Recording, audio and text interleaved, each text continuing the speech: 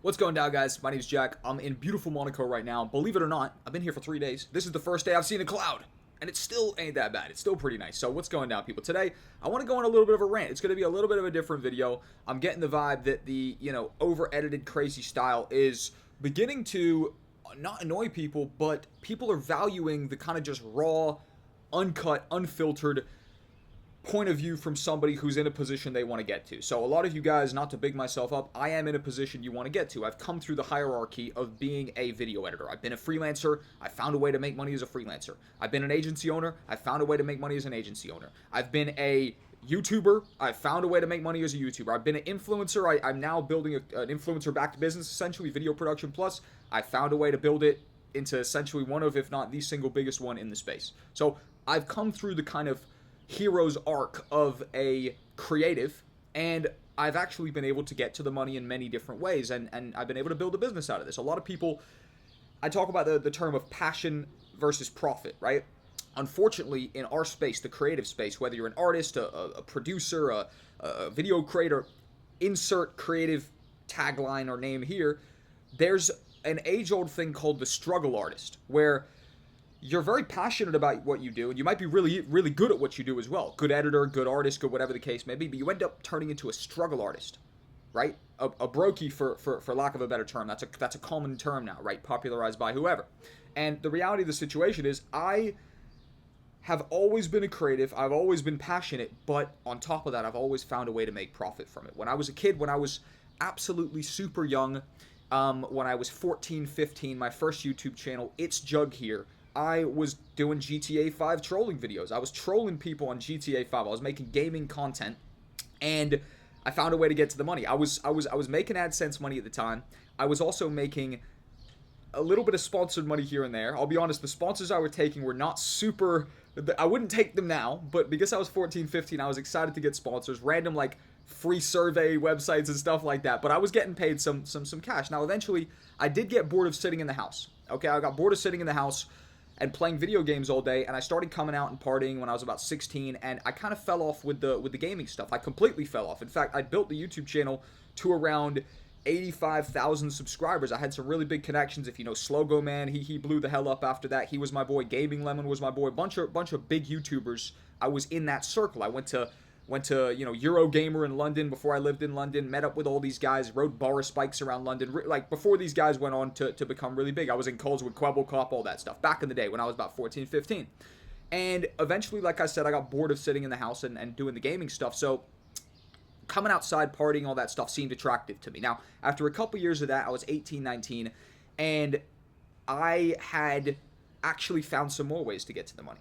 Although I had quit the gaming, and the subscribers would remind me every day, you're a bum, you threw your career away, look at all your big YouTuber friends, they've gone on to make it, they're millionaires now. That kind of sucked, to be honest with you, but I was still hustling, I was still working, I was trying something new. I was a big fan of SBTV, Link Up TV, all these big rap channels in the UK. I was living in the UK, I still live in the UK. I'm in Monaco right now, but I flew in from London, so I live in the UK. And all of these big rap channels they were a huge part of culture for young kids, and I really looked up to that. I wanted to do that. I was bored of the gaming, so I started coming outside, filming music videos in the hopes of essentially building the next SBTV. SBTV's a bit dead now. Building the next GRM Daily, building the next Link Up TV, right? I know, even if you're international, you've probably seen Drake on Link Up TV. It's a big enough brand. Cool. I'm going to assume you know it. Awesome. There's other brands as well now, right? But call those. So, anyways, I was starting to try and build one of those. I rallied up all my boys together. I had a lot of belief from the dudes I was rolling with then, because I kind of called the YouTube stuff. I said, watch, I'm going to blow up on YouTube a few years earlier. Then I blew up on YouTube. All the dudes in my kind of circle, I had them make YouTube channels as well. I was trying to blow them up, and there was a lot of belief there. Jack made it once, he's going to do it again. So we rallied everybody together, and we started doing TQ9 TV. You can search it up on YouTube right now. Still live. Every single music video is still live. A couple people got embarrassed of their music videos later, so I privated a couple because they hit me up. Oh, Jack, I don't really want my music video live anymore. Don't worry, mate. I'll take it down, no problem. So I started building TQ9 TV, and I was making money. I was filming low-budget music videos. That actually might even be bigging it up. Super low-budget music videos. And I was filming for rappers. Now, eventually I ran into a problem. I realized that, weirdly enough, you might actually get what I'm about to say Rappers are broke. They don't have money. So although I was squeezing a bit of cash out of them, ultimately it wasn't much, and there was no major career that I could see there, to be honest with you. I wasn't in the biggest market either. I was in the countryside near Cornwall, right in Devon. Before I'd moved to London. I'd moved to London later off the stuff I'm about to tell you. But ultimately, that was semi-short-lived. So again, here I am going through the struggle. I'm making a bit of cash, but the passion is definitely more than the profit at this time, right? In both of those areas. I'm more passionate about the gaming than I was making profit. I had more passion for the video production than I was making profit. Cool. So what comes next? The rappers introduced me to some interesting, shady characters, shall I say. Promoters, club promoters, the worst. The absolute worst. Now, club promoters were similar to the rappers. They were booking rappers in their venues. They were booking DJs. They were still kind of similar characters to the rappers. And I got along with the rappers, so I got along with the promoters as well. Now, the promoters made money because the whole event had to make money. They were selling tickets, and they would actually generate money from the event. So they did have money to allocate to essentially promo, which was the music, the club promo videos, right? The club after movies, as they were called. After movie, you come, you shoot a video, whatever. So these were absolutely dodgy venues that I started in for very interesting, weird characters, but I built it up because there was actually money here. And finally, I was making a good bit of cash. I was going around every single weekend without fail. Every single weekend I was shooting nightclubs without fail. I shot so many nightclubs without fail. I shot dirty little venues, and eventually, over the kind of course of the next couple of years, I got into some of the most prestigious nightclubs in the UK. I made connections along the way, and I went on to actually get booked in a bunch of big clubs in London through the connections I made through going through the really dodgy lower tier circuit. And I actually have now got filmed Future, Tyga, Lil Yachty, ASAP Ferg, Nelly, Fat Joe, huge legends, and also like just currently big celebrities. So that was beautiful, and that gave me a fantastic boost to my portfolio. Now, along the way as well, I'm going to go ahead and almost like insert something here in the story. Clubs actually weren't enough. Clubs were not enough. I was making good money. I was making, comparatively to the music videos, to the gaming channel, I was making good money, but it still wasn't like brilliant cash. It was, I was getting by, to say the least. So I started taking my video editing skills. I was a good editor through the gaming, through all these things that I've been doing. I was a good editor now, undeniably, and I took those skills over to Upwork.com. Upwork is a shit show now. I wouldn't advise going there, but back in the day, 7 years ago, right? I'm 25 now. I was around 18, 19. Upwork was a good place. You could make some real cash on Upwork. I've made 6 figures on Upwork. Could I do it again? I don't know. I think the competition's outrageous. Could I do it again? I don't actually know. Maybe. Who knows? But at the time, I was making a lot of good money on Upwork. And I was freelancing, doing YouTube videos, doing anything, actually. I totally didn't have a niche. And actually, there's one thing I was doing at this time that I would totally advise against, right? Video production plus all my students, all my mentorees, we totally advise against what I was doing. And what was I doing? I was project hopping. I was jumping from one short-term project to the next. $300 for this, $800 for that, $400 for that. But once the project was done, it was over. There was no long-term potential there, and I would constantly be in this race to find new work. So eventually I realized that it was long-term recurring clients that were going to be able to build an income I could rely on. The reason why people, give up their autonomy to go have a job is because a job is security. You know you're getting $2K a month. You know you're getting $4K a month. You know you're getting $1,800 a month. So you can kind of plan your life around it. Your rent's $600, your bills are that, your this is that, your, insert bill here, right? You can plan around it because it's consistent. When you're project hopping, you can't really plan your life because all of a sudden you landed a big job this month. What about next month? And my computer's about to die. So just to keep this as like literally raw and authentic as possible, I'm just going to move inside and plug my laptop in because I just don't want to be lagging out. So give me 2 seconds. This is the most raw and authentic YouTube video you've ever seen, and you want to stay because there's some big lessons that we're about to talk about next that you could directly take advantage of. So let's plug this in. Easy peasy. Awesome. So I realized that project hopping was an absolute nightmare, and to build a long-term career, I needed to find long-term recurring clients, people who needed essentially a recurring service over and over and over again. Now, who needs a recurring service over and over and over again? For me, the people that I found were YouTubers. YouTubers were perfect because YouTubers were making money from their videos, which means there was essentially a business model. The more they could automate the editing and the more content they could put out, in theory, the more money they could make off AdSense and sponsors. So I was actually finally a pivotal part of somebody making cash.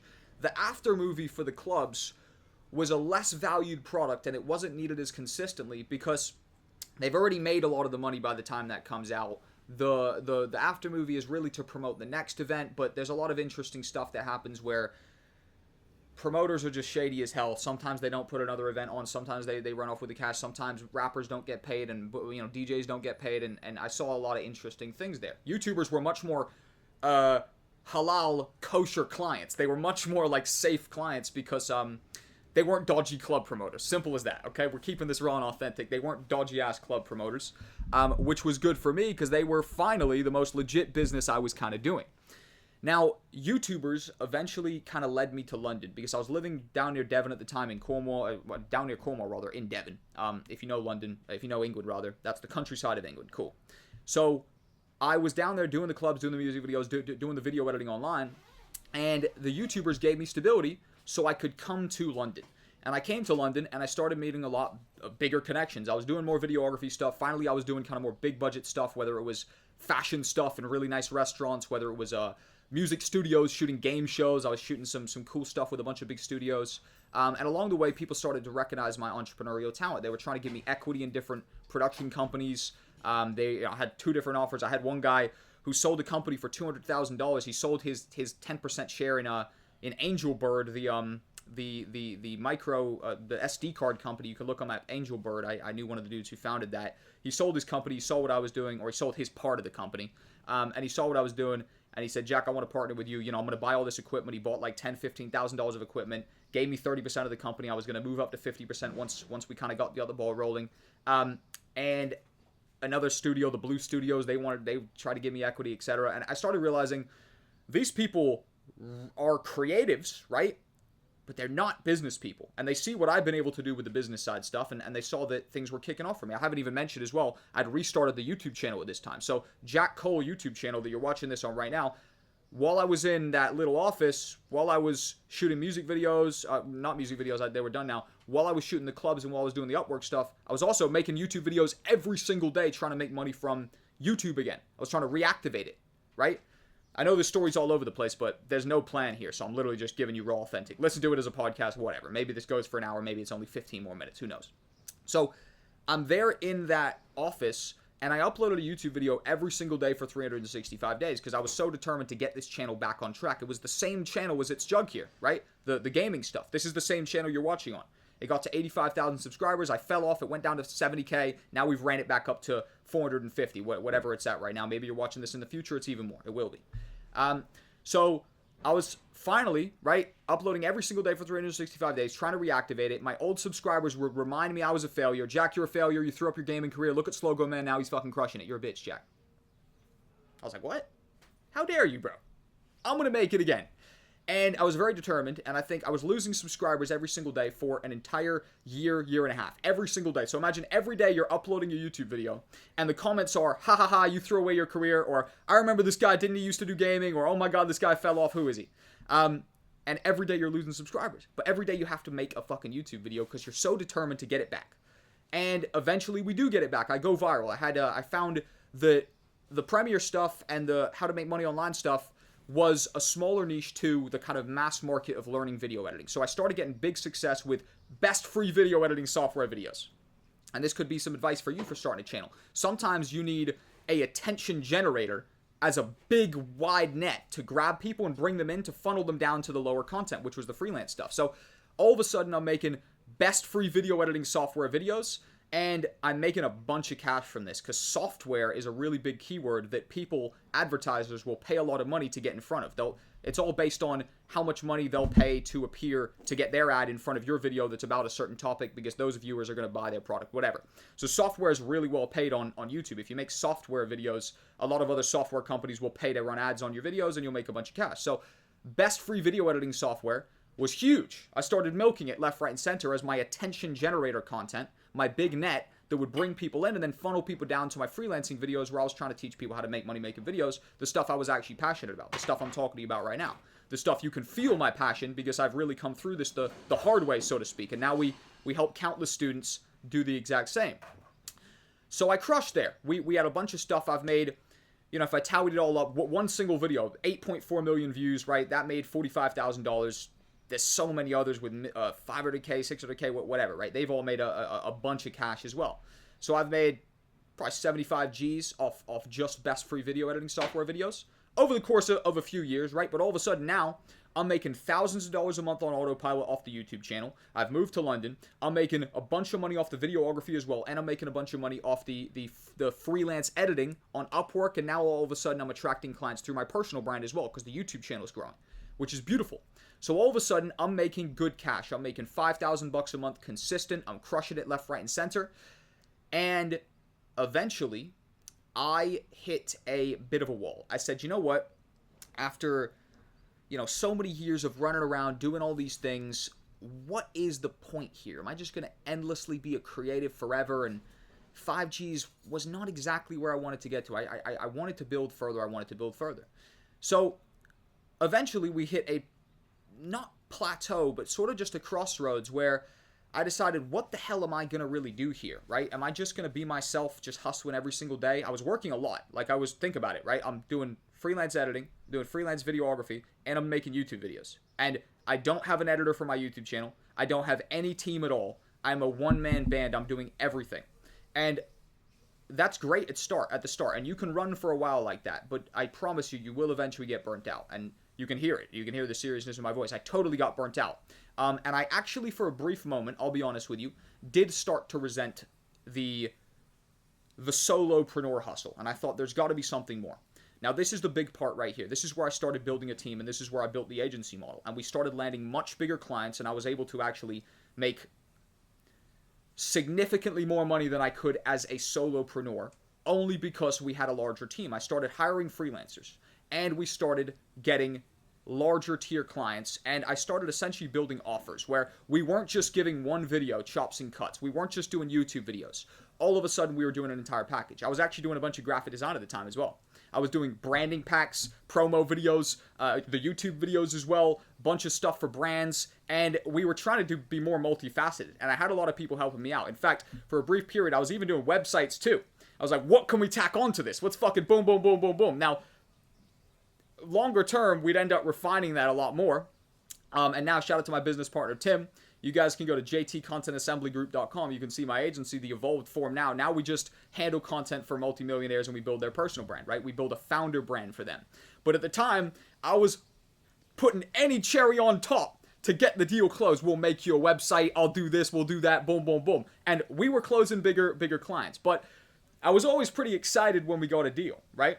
And there was an array of different clients. There was even crypto clients, right? I remember my highest paid hour ever. I was doing some graphic design for a big crypto project. They were making millions of dollars a day. They needed some graphic design done super quick.